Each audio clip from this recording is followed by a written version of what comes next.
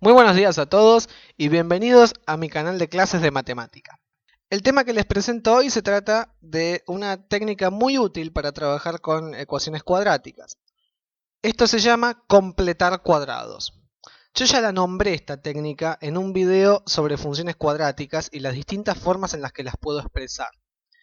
Y en ese video yo les prometí que iba a hacer otro video explicando más detalladamente cómo es que se hace esto y por qué. Entonces ahora es que vengo a cumplir esa promesa. Esta primera pizarra nos muestra dónde estamos parados.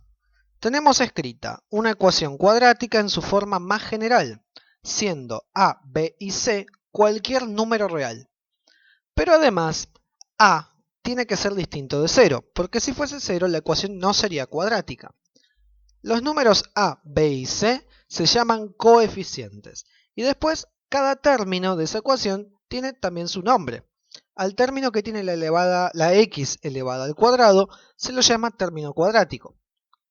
Al que tiene la x sin exponente, o mejor dicho, con exponente 1, se lo llama término lineal. Y al que no tiene x, o tiene la x con exponente 0, todo número elevado al 0 da 1, por lo tanto parece que la x no estuviera, pero en realidad está disfrazada, se lo llama término independiente. El término independiente es el número suelto que está en la ecuación. Supongamos que yo tengo una función cuadrática y me piden que calcule las raíces, que son las soluciones a la ecuación, pero también quieren que yo la grafique en ejes cartesianos. Lo que puedo hacer es aplicar la fórmula resolvente que vemos a la izquierda para sacar las raíces y después puedo calcular el vértice usando las expresiones de la derecha. Pero también puede pasar que en ejercicios más avanzados yo no quiera perder el tiempo haciendo todos esos cálculos que ustedes ven. No solamente es el tiempo, sino que yo, si no me acuerdo bien las fórmulas, porque me pongo nervioso en el examen, tengo posibilidades de cometer errores. Y si encima esos errores yo los arrastro al seguir con el ejercicio, hago todo mal y puedo desaprobar. No por no saber, sino por estar nervioso. Entonces, para que ustedes tengan una herramienta más, yo les voy a presentar la técnica de completar cuadrados. Empecemos pensando en una expresión como la que vemos en pantalla. X al cuadrado más b por x. Cuando la leemos, decimos x al cuadrado. Un cuadrado es también una figura geométrica, ¿no? Entonces, podemos pensar en esa expresión desde el punto de vista geométrico. ¿Y eso cómo sería? Sería algo más o menos así. La fórmula para calcular el área de un cuadrado es el lado elevado al cuadrado, o sea, multiplicado por sí mismo. Entonces, yo puedo traducir la expresión que vimos en la pizarra anterior en el idioma de los cuadrados. Tengo un cuadrado del lado x y su área x al cuadrado. A ese cuadrado le voy a sumar b por x. Pero ese b por x yo no sé si es un cuadrado. No sé si b y x valen lo mismo. Pero lo que sí sé es que el área de un rectángulo es su base por su altura. Entonces, por eso yo sumo al área del cuadrado el área del rectángulo b por x.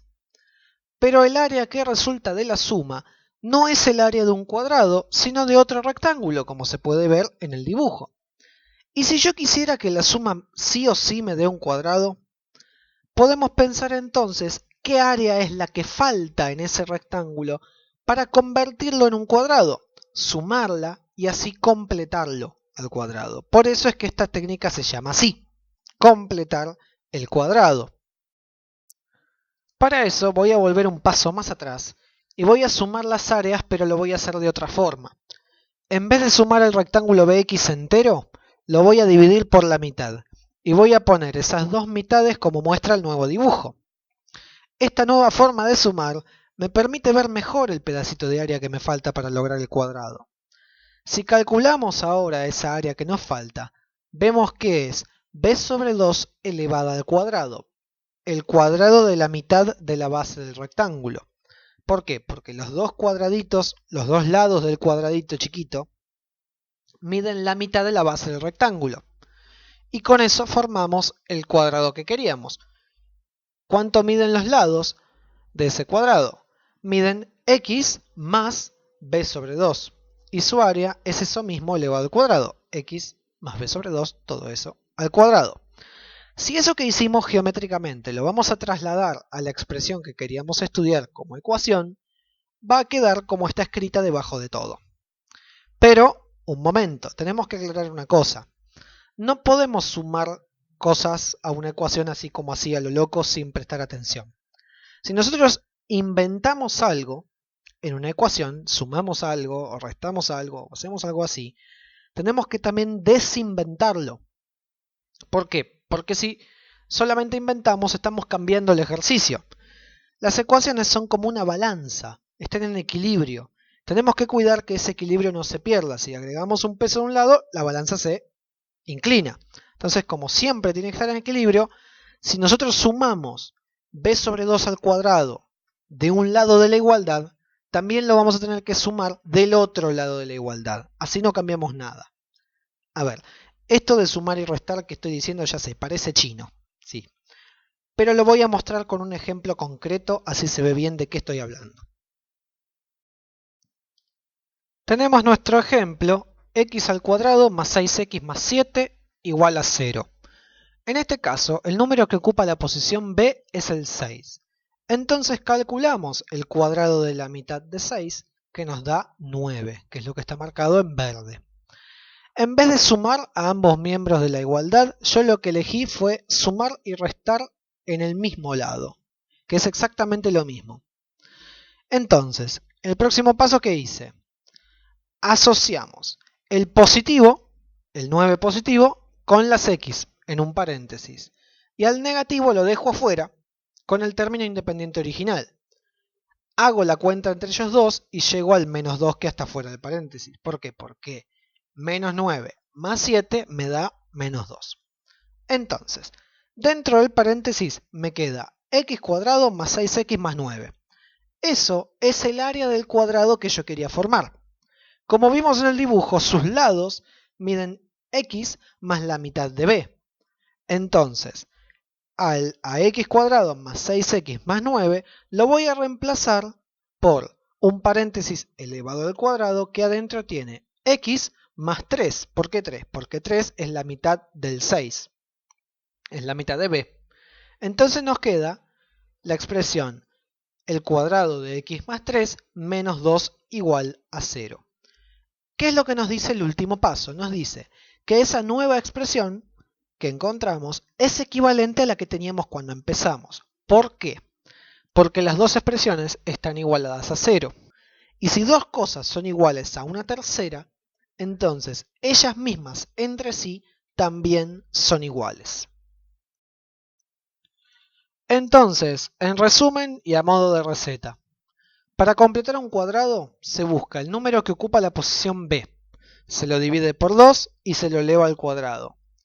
Ese resultado se suma y se resta del lado que está en las x. Conviene hacerlo así para evitarnos un paso más. En el próximo paso, formo del lado de las x una nueva ecuación cuadrática encerrando en un paréntesis a los términos con x y el número nuevo en su versión positiva. La versión negativa va a quedar afuera del paréntesis y la voy a operar, la voy a combinar con el término independiente de la cuadrática original. Finalmente, a la nueva cuadrática, como es el área del cuadrado, la reemplazo por un paréntesis que está elevado al cuadrado, donde a la x le sumo la mitad de b. Veamos cuáles son las ventajas de completar cuadrados en vez de aplicar la fórmula resolvente.